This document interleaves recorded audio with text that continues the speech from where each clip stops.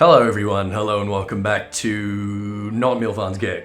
We are in fact in the Coral Tower. I was so close to saying Milvan's Gate, Jesus, I've been spending way too much time there. We are here for our level 40 Skull Quest line. If you follow me on Twitter, you would know that I've been having some PC issues. My hard drive's giving me some grief at the moment, so I don't know how or whether this is going to turn out alright, but we're going to push on ahead. I've got some questions from the last videos. I said I was going to release that and wait for some questions to pop up. So let's get into it. Alka Zolka, you look pleased to see me? That's wonderful. How curious you must always come at the most opportune moment, Grundy. 'Tis divine providence, almost. Doubly so, since we have both been blessed with a chance to refine our respective arts. You see, in your absence, I've been studying a section of the Nemean treatise detailing marauder fighting techniques. Their fundamentals do not differ much from modern methods, but there are slight variations in footwork and grip, as well as the distinctions between the various ranges and the attacks best employed when... Forgive me, I lost sight of the more pertinent point. Nemean scholars and marauders fought side by side, yes? Well, now you and I have an opportunity to do the same. A Tonberry has been spotted in Bronze Lake, and the Marauders Guild has been asked to dispatch it. Since Tonberries dwell within the Wanderer's Palace, an ancient Nemean temple recently discovered in the wake of the calamity, there is a strong possibility that the creatures have resided there since before the fall of Nim. Do you follow my reasoning, Grunty? These malevolent creatures may have overrun the temple and claimed it for their own at the height of the Nemean civilization. They may have posed a major threat to the ancient people, even. If so, then surely facing one in battle would rekindle the memories of your fae. Even if I am mistaken, the Tonberry poses a threat to the locals. Moreover, I would very much like to put my newly learned Nemean techniques to the test. So we will rendezvous outside the Wanderer's Palace, yes? Alright, sounds good, my man. I'm glad that I'm not the only person that had always assumed that Alka Zolka was a female, because I don't think we ever... apart from like that first quest, I don't think there's any point where we actually get like a gendered pronoun for Alka Zolka. Anyway, we're going to Apalanos. And I'm going to pull up some questions here. Mike Stick asks, and this has gotten a few upvotes, so it's obviously a pretty good question. Hi Ethys, a question regarding soul crystals. If a soul crystal contains the memories and ether of previous wielders, and it is this that enhances the wielder's abilities, I'm curious what effects a new soul crystal, one that no other has used, would have for its wielder. Specifically because the machinist soul crystal is unique in the fact that its description reads, unlike other soul crystals, the surface of this multi-aspected stone has yet to be carved with a record of past deeds. I would assume that when created they offer a powerful source of ether to the wielders and would gradually grow stronger over time when passed down. Just wanted to hear your thoughts on this. That is a good question. So you actually reminded me there that, yeah, the implication with the machinist soul crystal is that it's like a new soul crystal that's being handed to us. Let's see what Alka Zolka's got here for us. All right, the consequences of anger, fine. We're probably going to be getting some dialogue straight away, which is going to interrupt my train of thought.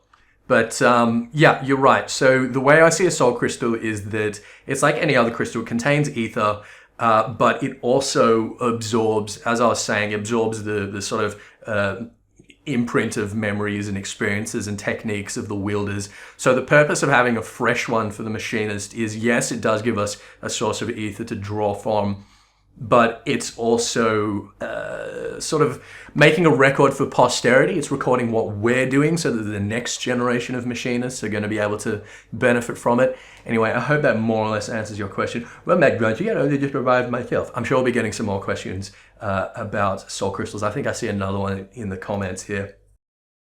It was in the vicinity that the Tonberry was last sighted. With luck, it would not have gone far.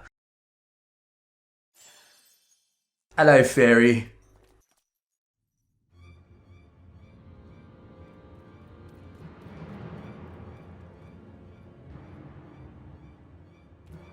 Look, right up the stairs.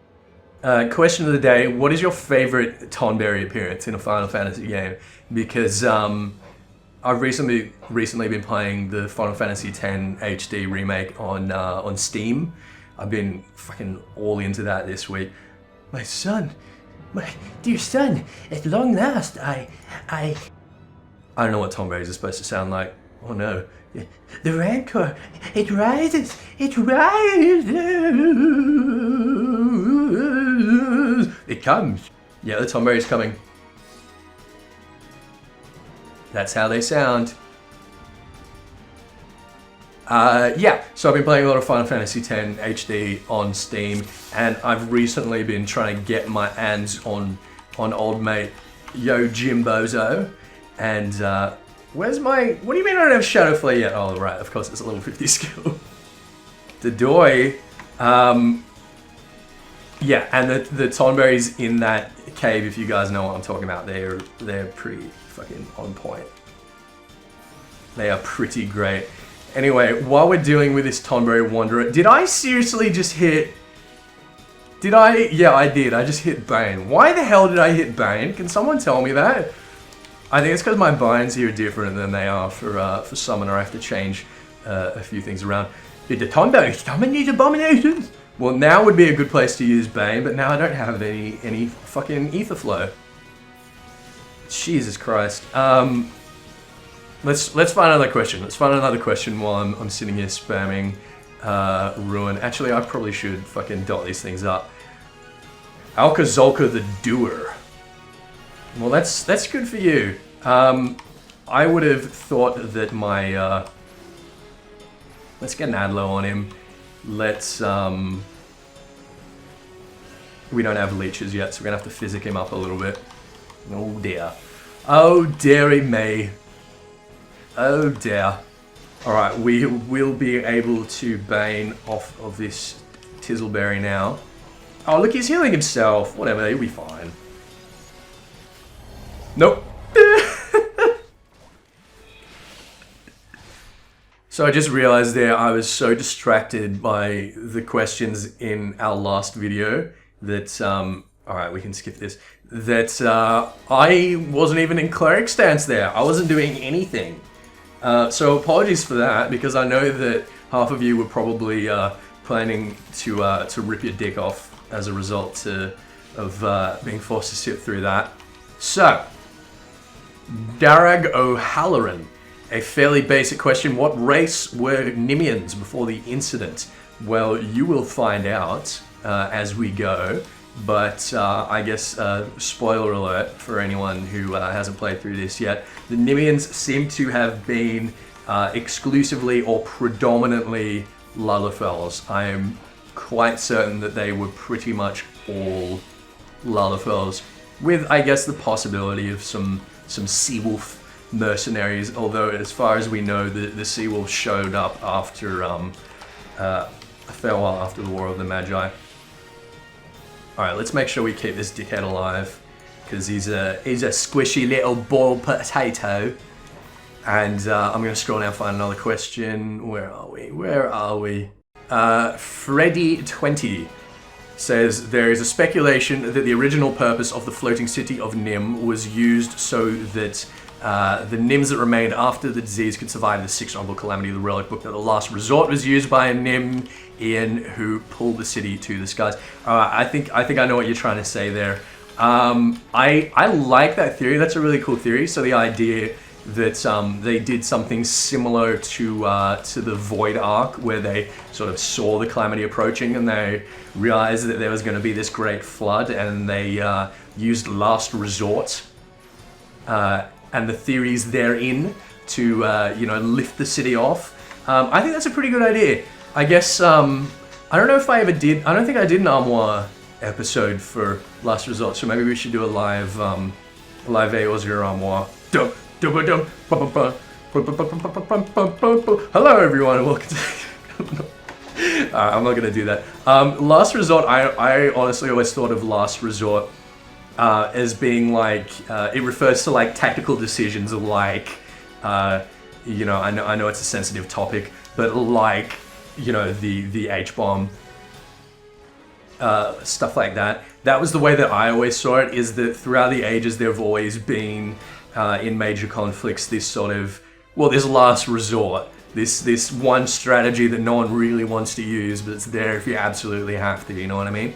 But I like that theory. I think that's really cool. I could party with that. I could get up with that. What are you doing? Move, damn you! My...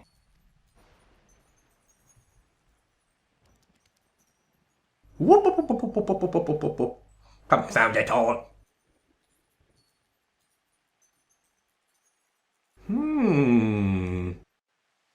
Curious. The encounter with the Tommies rekindled the fairy's memories! Alright. What do you think, Alka? What happened, Grunty? I thought you could control her. Ugh. I apologize. I know that you have only begun to work with the fairy. Some disobedience is to be expected. Ex-Master Windzoen will be disappointed, but there is naught we can do. The Tomberry is long gone. Let us return to Limsa. Alright, I will meet you anon, Alka-Zolka. I like his name. I understand, I think I understand why no one's referring to him with, like I say, gendered pronouns, because Alka-Zolka is just a fun name to say that you wouldn't ever want to use pronouns. Alex David asks, I'm interested on your thoughts on the Scholar LB3 and the unique fairy that appears during that animation. Now, we've established that Eos and Selene are different forms of effectively the same fairy, or the same essence anyway, the fairy being a sort of apparition, an expression, two different expressions of the same thing. I'm going to go to the Arf Castle so we got a bit of a walk so I can answer this question. So I was actually looking at this before.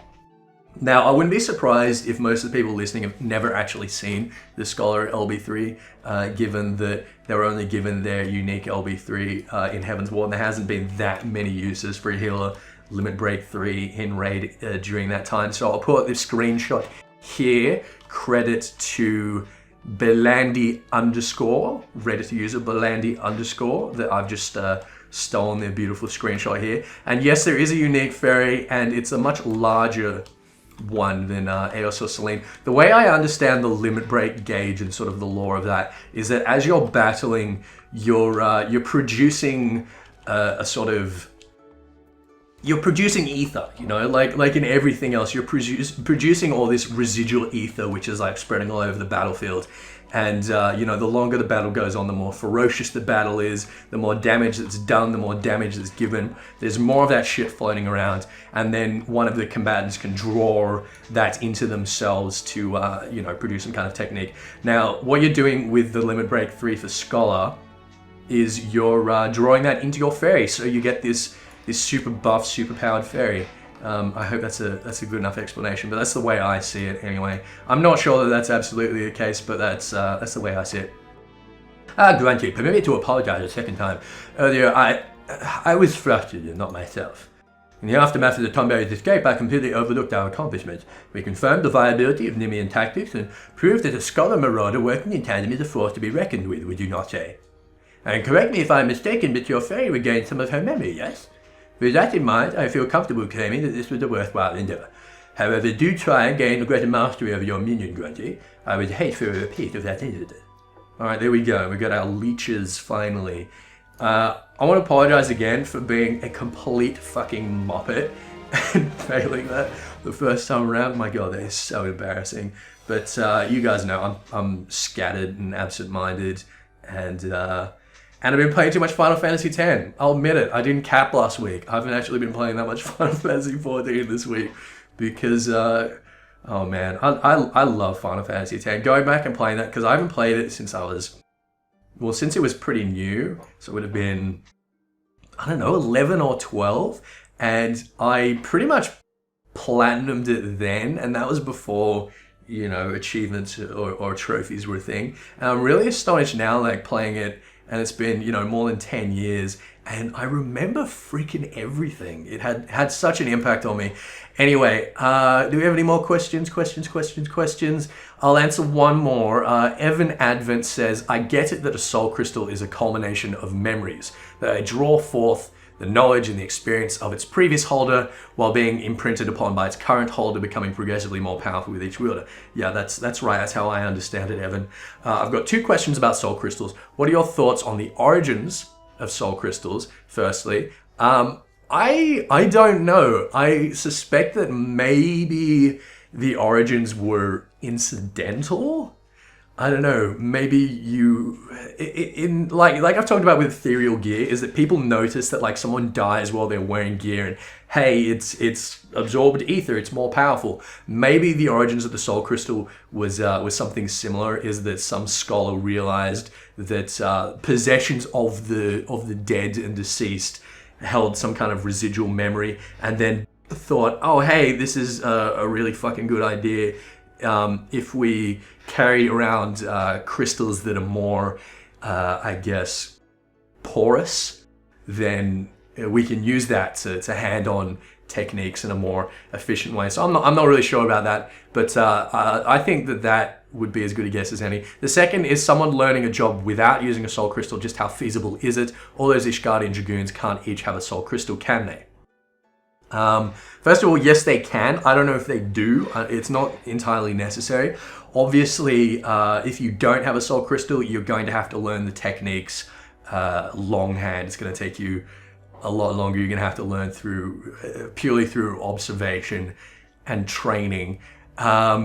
Now, the Eye of Nidhogg is the soul crystal for the Azure Dragoon, but our Dragoon, we do have a soul crystal. We use Alberic's old soul crystal, and I assume that, like I say, a lot of Dragoons probably use them, not all of them.